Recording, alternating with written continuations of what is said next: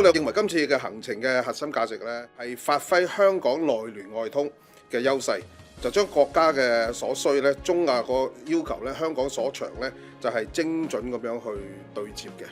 中亞呢兩個國家嚟講呢，其實佢附近有4個國家呢，其實好擁有全球最完整嘅產業鏈同埋最強大嘅生產力。企業走出去係國家發展嘅戰略嘅需要。咁香港咧亦都可以發揮我哋喺金融啦、貿易啦、專業服務嘅優勢，可以打通中亞、內地同埋東南亞嘅新嘅商貿通道。工總嘅角色咧就係舊年開始咧就推動一個叫做環球聯通嘅平台，咁咧就幫業界咧就實地對接發展新嘅市場，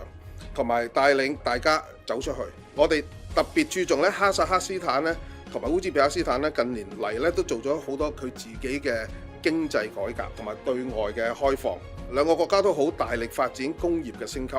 創新科技、綠色轉型同埋發展佢哋嘅輕工業。經濟發展增長咧頗快，人口亦好年輕嘅，佢個平均人口咧係低過30歲，市場潛力好大。咁加上咧兩國嘅位置咧就處於中亞嘅腹地，咁咧就連接歐亞啦，就對貿易同埋供應鏈合作都好重要嘅。另一方面咧就係佢哋個兩個國家都係礦產同埋資源咧好豐富啦。香港可以透過融資、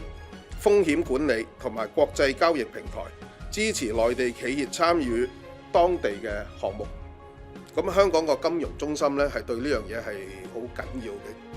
咁至於合作嘅安排咧，工總一直就尋求與當地嘅商會同埋機構建立長遠嘅關係啦。今次咧亦都有我哋將會有唔同嘅備忘錄會喺哈薩克斯坦同埋烏茲別克斯坦，我哋有好多會員咧都已經喺烏茲別克斯坦同埋哈薩克斯坦咧有咗投資同埋有咗供應嘅。今次去完咧，我哋更加了解其實當地係點咧。希望今次咧亦都可以帶到呢個咁大嘅市場嘅機會，俾唔同嘅會員。